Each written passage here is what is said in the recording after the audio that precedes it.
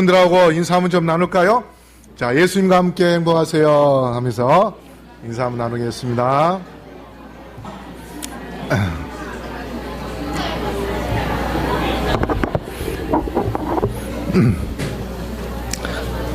자, 우리 어린이들 누가 약속을 잘 지키나 한번 보겠어요. 우리 어린이들. 자, 오늘 여러분에게 드리고자 하는 말씀의 제목은 세천사 기별과 휘장이라는 그런 제목으로 말씀을 드려갑니다. 우리 본문 말씀 다 같이 한번 읽어볼까요? 시작. 또 보니 다른 천사가 공중에 날아가는데 땅에 거하는 자들 곧 여러 나라와 족속과 방언과 백성에게 전할 영원한 복음을 가졌더라. 계시록에서 가장 중요한 단어가 뭐냐? 키워드가 영원한 복음입니다. 성경 말씀은 우리가 항상 이해할 때에 예수님 중심으로 이해하는 게 중요합니다. 예수님 중심. 그래서 모든 말씀에 우리가 예수님께 대입을 해서 예수님께서 이 말씀을 통하여 우리에게 뭘 하기를 원하시고 무엇을 주기를 원하시는지 또 우리에게 어떠한 축복이 이르는지 그래서 영원한 복음을 우리가 이해하기 위해서는 성소를 이해하는 게 필요한데요. 성소 이해하기 위하여 우리가 출애굽으로 간다면 홍해 바다를 이스라엘 백성들이 애굽에 나와서 건넜는데 그 홍해 바다는 우리가 영적으로 볼 때에 1260년 동안 암흑 시대 그 시대를 통과를 하고 난 다음에 이스라엘 백성들이 이제 광야 생활을 합니다. 가나안 들어가기 전까지 광야 생활하는데 그 광야 생활이 1844년 이후 재림 전까지의 생활이 바로 영적 이스라엘 백성들이 해야 할 광야 생활입니다. 그런데 하나님께서 모세에게 내가 너희와 함께 거할 성소를 지어라 그렇게 명령을 하셨어요.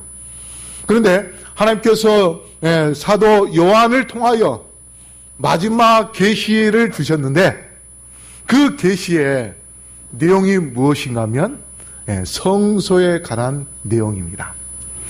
그래서 요한계시록 전체를 하나로 그림을 그려본다면 그게 다 하나의 그림이 성소입니다.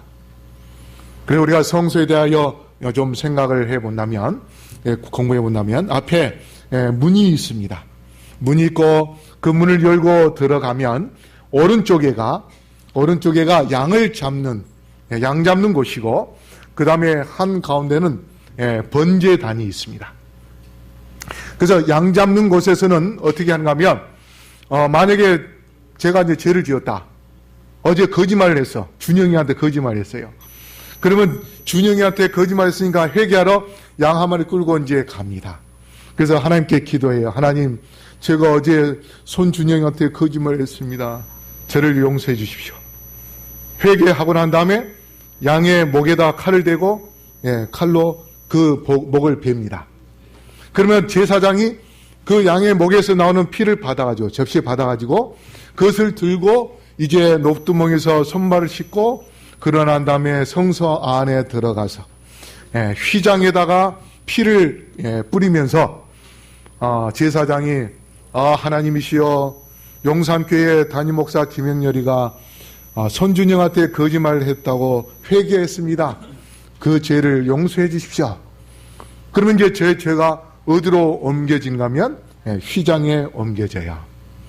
그렇게 되면 이제 제 죄가 용서를 받게 되는 겁니다. 근데 이게 이제 영적으로 성소의 하나의 모습이 예수님께서 십자가에 달려 돌아가심으로 인하여 이제 모형, 그림자였던 그 성소가 예수님의 십자가에서부터 시작해서 이제 그 성소가 실제적으로 이루어지는 그러한 역사가 있게 되었는데 십자가에 달려 돌아가시는 것은 예수님의 번제입니다. 번제라는 말은 히브리어로 들다라는 그런 의미입니다. 그런데 요한이 예수님께 니고데모가 예수님께 나아갔을 때 예수님께서 뭐라고 했습니까? 뱀을 든 것 같이 인자도 들려야 하리라. 그렇게 말씀을 하셨어요. 그래서 예수님이 들려야 한다는 그 말씀이 바로 번제단에 제물을 바쳐서 그 태우듯이 예수님께서 제물을 드린다 하는 그러한 의미입니다. 그래서 예수님께서 십자가 달려 돌아가시고 사흘 만에 부활하고 그리고 40일 동안 이 세상에 계시다가 하늘로 승천하셨어요. 그러고서 10일 뒤에 오순절날 예수님께서 제사장으로 지성소 들어가기 전 성소에 들어가시기 위하여 제사장으로 임명을 받는데 그 임명받는 그날 하나님께서 예수님의 머리에 기름을 부어서 그 기름이 흘러서 수염으로 흐르고 옷깃으로 흐르고 발로 흘러서 땅에 떨어져 그 기름이 마가의 다락방에서 120명이 예수 그리스도의 그 사랑과 그 공적을 그리워하면서 예수님께 충성을 다하기를 원했던 그 120명의 제자들에게 그 성령이 임하게 되어가지고 이제 복음이 온 세계에 전파하게 됩니다. 그래서 그때부터 이제 예수님께서 성소에서 봉사하시다가 1844년 10월 22일 날 예수님이 이제 그 휘장이 열리고 성소에서 지성소로 들어가 예수님의 재림 때까지 지금도 우리를 위하여 대제사장 되시는 예수님이 중보 사업을 하고 계십니다. 그래서 여기 밑에 보면은 휘장 밑에 세천사 기별 안식일 회복 그 다음에 늦은비 성령 그러한 단어들이 나오죠. 자, 왜 제가 이러한 설명을 드린가 하면 계시록 1장 12절에 보면 금촛대가 나오는데 그 촛대 사이로 예수님이 거니는 그러한 장면이 나옵니다. 그래서 계시록 1장부터 성소에 나오는 그러한 성소의 기구에 대하여 설명을 하면서 예수님께서 어떻게 마지막 구속 사업을 이루기 위하여 우리에게 봉사하시는지 그것을 보여주고 계시고 계시록 8장 3절에 보면은 금향로가 나오는데 그 향연은 성도의 뭐라? 성도의 기도라 그렇게 이야기하고 있습니다. 그 다음에 계시록 11장 3절에 두 증인이 나오는데 이 두 증인은 바로 선지자요 하나님의 말씀입니다. 그런데 성소에 있는 떡상, 그 떡상이 하나님의 말씀을 의미하는 것입니다. 그래서 두 줄로 6개씩 두 줄로 그렇게 놓여 있는 것을 볼 수 있습니다. 그리고 계시록 11장 19절에 이제 하늘의 문이 열리는데 그 열린 문을 통하여서 언약궤가 보인다 말씀하십니다. 그래서 성경의 성소와 지성소는 요한계시록 11장 19절에 의해서 나눠지게 됩니다. 그래서 요한계시록 11장 19절 이후에는 지성소 사업이 이루어지게 됩니다. 그리고 지성소 1844년 10월 20일 이후에 예수님께서 우리를 위하여 어떠한 구속 사업을 하고 계시는지 그것을 보여주고 있는데, 자, 그러면 요한계시록에서 휘장이 무엇인가? 휘장. 자, 우리가 보면 휘장의 모습을 한번 보십시오. 휘장은요, 기둥이 4개가 있습니다. 기둥이 4개가 있고 그 기둥 뒤에 휘장을 걸게 되어 있습니다. 갈고리가 있어가지고, 그래서 휘장에는 구멍을 4개 뚫게 되어 있습니다. 그 4개는 무엇을 의미하는가 하면 예수님이 십자가 달려 돌아가실 때에 두 손과 두 발이 구멍이 뚫릴 것을 예표하는 것입니다. 근데 그 4개 기둥 사이에 뭐가 수놓여져 있냐면 천사가 수놓여져 있어요. 근데 일반적으로 신학자들이 이야기할 때에 그 천사가 셋이었을 것이다. 그래서 4개 기둥 사이로 천사가 보이게 그렇게 수놓아져 있는데, 자, 히브리서 10장 20절 우리 다 같이 읽어볼까요? 시작. 그 길은 우리를 위하여 휘장 가운데로 열어놓으신 새롭고 산 길이요 휘장은 곧 저의 육체니라. 휘장이 누구의 육체라고요? 예수님의 육체라 했습니다. 자, 그래서 휘장 자체는 예수님을 의미하는 것입니다. 예수님. 그러면 요한계시록에서 나오는 그 휘장은 무엇인가? 계시록 아까 우리 본문 말씀, 또 보니 다른 천사가 공중에 날아가는데 땅에 거하는 자들 곧 여러 나라와 족속과 방언과 백성에게 전할 뭘 가졌더라? 영원한 복음을 가졌더라.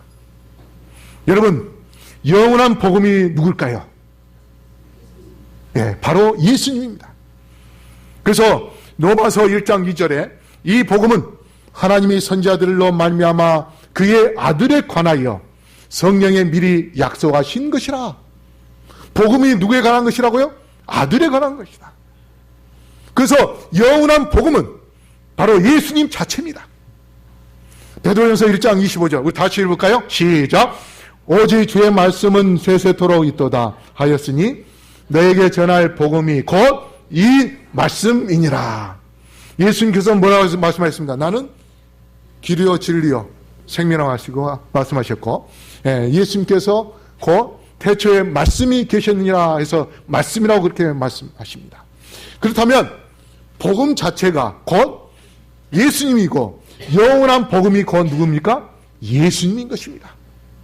그래서 성서에 나오는 휘장 자체가 예수님이라고 말씀하시는데 성경 계시록에 예수님을 의미하는 그러한 휘장이 바로 영원한 복음입니다.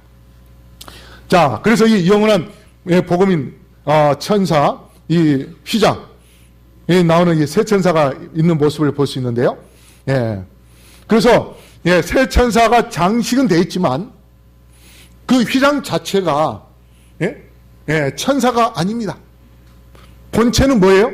본체는 휘장, 예수님입니다. 그래서 새 천사의 기별은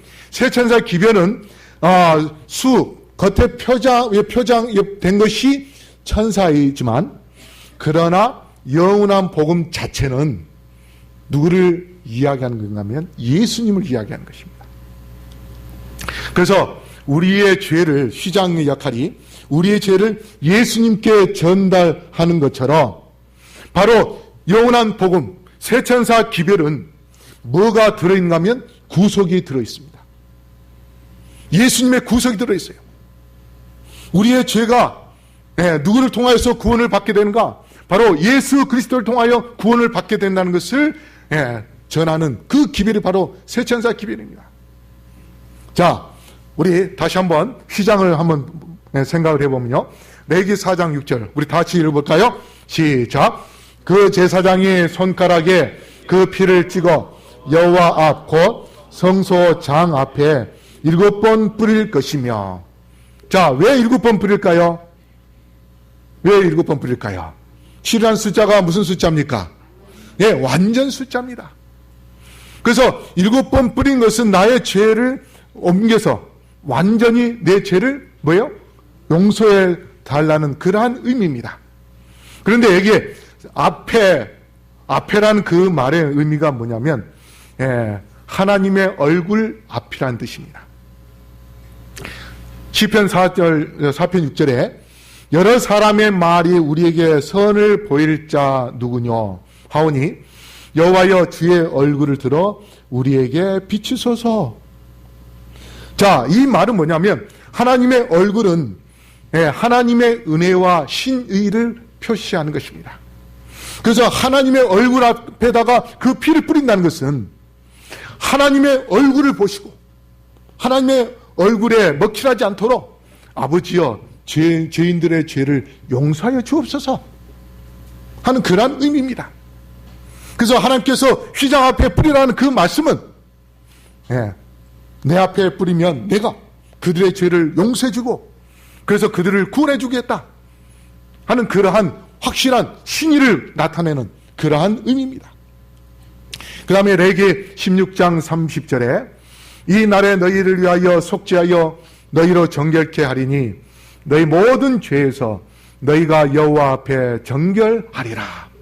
휘장 자체가 이제 1년에 한 번 대속죄일 날 그것을 정결한 사업을 하게 될 때에 우리의 죄가 완전히 도말하여 없어지는 그러한 것이 바로 이 휘장입니다.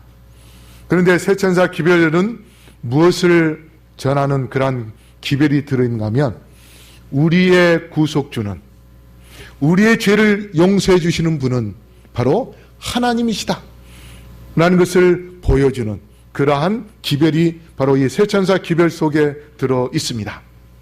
그런데 계시록 14장 6절로 12절에 세천사의 기별은 하나님의 보좌 앞에 있다고 그렇게 한 것을 계시록 14장 3절 보면 알 수 있는데요.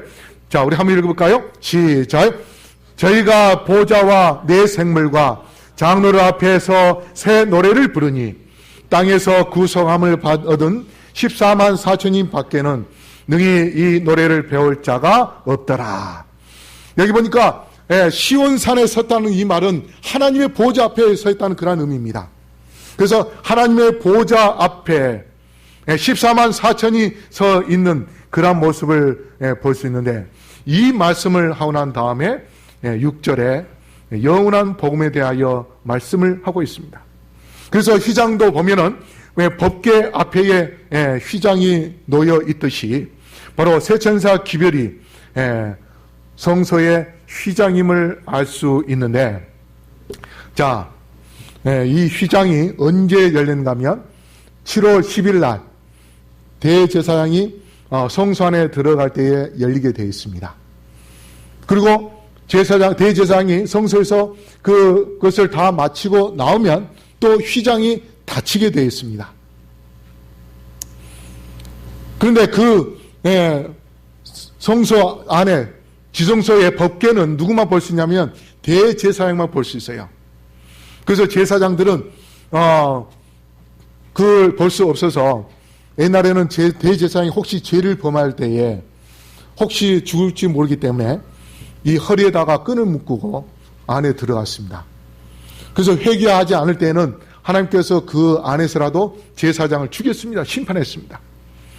그러면 그 대제사장이 그 안에서 죽은지 사는지 어떻게 알 수 있는가? 에봇 옷에다가 방울을 달아서요. 그래가지고 대제사장이 움직일 때마다 방울 소리가 딸랑딸랑 이렇게 들리게 되어 있습니다. 여러분, 이 소리가 지금 예수님께서 우리를 위하여 중보하고 계신다는 그 복음의 소리입니다. 예수님이 우리를 위하여 지금도 주무시지 않고 우리에게 사랑과 은혜를 베풀시게 하여 방울 소리를 내면서 우리를 위해서 봉사하고 계시는 그 소리가 바로 우리가 마지막 때에 복음을 전해야 할 영원한 복음인 세천사 기별입니다. 그 기별을 우리가 전할 때만이 우리가 살아서 예수님의 재림을 맞이할 수 있는 그런 축복을 받게 됩니다. 그래서 대제사장이 그렇게 방울 소리를 내는데 만약에 회개하지 않아서 죽게 되면 방울 소리가 나지 않습니다. 그러면 밖에서 뭐요? 제사장들이 줄로 끈을 잡아당겨야 돼요. 시체를. 그래서 대제사장이 지성소에 들어갈 때에 휘장이 열렸다가 닫히는 그 문처럼 요한복음 10장 7절 우리 다시 읽을까요? 시작. 그러므로 예수께서 다시 이르시되 내가 진실로 너에게 말하노니 나는 양의 문이라. 예수님께서 양의 문이라고 말씀하십니다. 문. 휘장이 열린 문과 닫힌 문 역할을 하는 것처럼 예수님이 바로 양의 문이다. 그런데 화이트인의 글 사건 1권에 이렇게 말씀했습니다. 1844년 제7월에 있었던 밤중 소리가 맞춰질 때, 즉 징성소로 들어가는 문이 열리기 전에 밤중 소리가 전해졌다. 그게 바로 이겁니다. 1844년 기준으로 해서 첫째 천사 기별과 둘째 천사 기별이 전해졌고, 그 다음에 셋째 천사 기별은 1844년 이후에 전파하게 됩니다. 근데 이 밤중 소리가 뭐냐면 마태복음 25장 6절 뭐가 나옵니까? 열처녀 비유가 나오죠. 거기에 슬기로운 5처녀와 미련한 5처녀가 나오는데 열처녀들이 신랑을 기다립니다. 신랑을 기다릴 때에 신랑과 함께 오는 신랑의 친구들이 신랑 오는 게 대하여 알립니다. 보라, 신랑이로다, 맞으러 나오라. 그게 바로 밤에 외치는 그러한 밤중 소리입니다. 그 소리가 난 다음에 이제 혼인잔치 집의 문이 열리고, 그러고 난 다음에 이제 슬기로운 다섯 처녀와 함께 그 문을 열고 들어가서 문을 닫아버립니다. 그래서 마태복음 25장 10절에 저희가 사러 간, 미련한 다섯 처녀죠, 사러 간 동안에 신랑이 옴으로 예비하였던 자들은 함께 혼인잔치에 들어가고 문은 닫힌지라. 문이 닫히게 됩니다. 그래서 이 말씀을 종합적으로 볼 때에 세 천사 기별이 휘장이라는 것을 알 수 있는 것입니다. 밤중 소리, 열린 문을 통해서 밤중 소리가 전파되고, 그 다음에 지금 예수님이 이 땅에 재림하실 때까지 지금 열린 문으로 되어 있습니다. 그 다음에 이제 예수님께서 계시록 22장 11절에 불의한 자는 그대로 불의하고 더러운 자는 그대로 더러울 것이며, 그 다음에 의로운 자는 그대로 의롭고, 그 다음에 깨끗한 자는 그대로 깨끗할지니라 하는 그 말씀을 외치고 난 다음에 예수님이 지성소에 나오게 되면 이제 이 세상이 7장에 내려지는 그러한 심판이 일게 됩니다. 그래서 이 밤중 소리가 마지막 때에 예수님의 재림을 준비하게 하는, 신랑 되시는 예수님, 우리의 구원자 되시는 예수님, 우리에게 영원한 구속을 주시는 바로 구원자 되시는 예수님에 대하여 전파하는 것이 바로 세천사 기별입니다. 그래서 이상남 목사님, 서정원 앞에서 목회하시다가 은퇴하신 분인데, 그분이 쓴 요한계시록 주석에 이렇게 되어 있습니다. 세천사 기별은 영원한 복음이신 영전하시는 그리스도를 선포한 것이요, 그리스도 중심으로 돌아오라는 기별이다. 거기에도 어린 양의 언급이 나온다. 여기 뭐라고 말씀했어요? 세천사 기별은 영원한 복음이신 바로 그리스도에 대한 선포라고 말씀했습니다. 그래서 제가 이제 3주에 걸쳐서 첫째 천사, 둘째 천사, 셋째 천사의 기별을 이 휘장과 연관되어서 제가 설교를 하려고 합니다. 그러면 이 세천사 기별을 전할, 영원한 복음을 전할 수놓여진 그 천사가 누군가? 세 천사가 누군가? 바로 오늘날 그 영원한 복음을 사명을 받고 복음을 외쳐야 할 남은 자손, 바로 우리입니다. 우리가 바로 세 천사입니다. 그런데 그 세 천사가 힘있게 날개에 힘을 갖고서 온 세계에 다니면서 복음을 전하려면 어떻게 해야 되는가? 바로 우리가 천사가 돼야 됩니다. 천사. 그래서 천사가 되게 하여 품성의 변화를 가져야 돼. 우리가 정말 천사가 돼야 돼요. 우리는 때로는 어떻습니까? 우리 엄마들, 교회에서는 천사가 되고 집에 가서는 자녀들에게 무슨 소리 듣습니까? 엄마는 악마야. 혹시 그런 소리 듣지는 않습니까? 교회에서는 그래서 이중의 모습으로 살고 있지는 않은지 교회에 와서도 천사가 돼야 되고 집에 가서도 뭐가 돼야 돼요? 천사가 돼야 돼요. 그럴 때에 믿지 않은 신랑이, 믿지 않은 자녀들이 우리의 모습을 통하여 감동을 받고 예수님을 믿는 그런 역사가 있겠지요. 그래서 가래봄 기별 2권 106쪽에 우리 다 같이 한번 읽어볼까요? 시작. 그리스도는 율법이셨고 동시에 복음이셨다. 영원한 복음을 전하는 천사는 하나님의 율법을 선포하고 있는데, 이는 구원의 복음이 인간들로 율법에 순종케 하여 저들의 품성이 거룩한 모습을 닮을 수 있기 때문이다. 바로 우리가 율법에 순종하고 그리하여 천사처럼 변화된 그러한 사람이 되었을 때에 우리는 신차게 하나님의 말씀을 전파할 수 있게 되는데, 대쟁투 458조 우리 다 참여 읽을까요? 시작.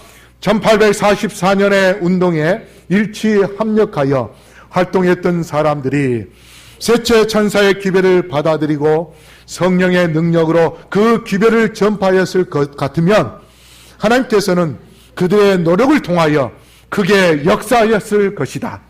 빛이 흘러나와서 온 세계를 환하게 비쳤을 것이다.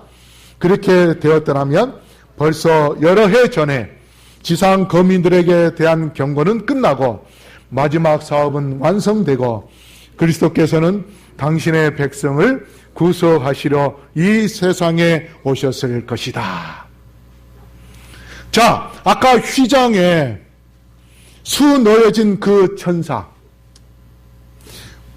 한 몸입니다. 휘장에 놓여진 그 수, 한 몸입니다. 한 휘장이에요. 그와 마찬가지로 우리가 마지막 때에 영원한 복음을 전할 그러한 새 천사가 되려면 우리가 무엇 해야 되는가? 바로 예수님처럼 돼야 됩니다. 그런데 여러분, 새 천사 그 휘장에 예수님의 어린 양의 피를 뿌리듯이 그 피를 뿌린 것처럼 우리의 마음속에 십자가 예수님의 그 피, 보혈의 피를 뿌리고 그 피를 통하여서 우리가 진정으로 변화받는, 품성의 변화를 받는 그러한 경험을 한다면 우리는 그 휘장과 한 몸이 되는 천사가 될 것이고, 그러한 변화된 천사가 탄생할 때에 여기에 나온 것처럼 성령의 능력으로 이미 그러한 천사에 의하여 벌써 마지막 구속사업이, 영원한 복음이 전해져서 맞춰질 것인데 그러한 변화된 사람이 없기 때문에 아직도 그것이 맞춰지지 못하고 있습니다. 그러므로 성도 여러분, 우리 모두 다 바로 영원한 복음, 새 천사 기별, 이것을 힘있게 전파하기 위하여 그 휘장에 뿌려진 그 피처럼 우리의 마음속에 보혈의 피, 예수님의 피를 뿌리고 예수님의 피에 의하여, 십자가에 의하여 진정으로 변화된 그러한 경험을 하시게 되기를 간절히 바라겠습니다. 그리하여 그러한 변화된 천사가 되어서 우리 모두 힘있게 이 복음을 전파하고 예수님의 재림을 맞이하여 이제 진정한 천사가 만왕의 왕 되시는 예수님을 호위하고 이 땅에 올 때에 이제 우리도 공중으로 올려져서 그 천사들과 함께 천사로서 하늘나라에 들어가서 예수님과 영원히 사는 우리 모든 성도님들 되기를 간절히 바라면서 말씀을 마치겠습니다.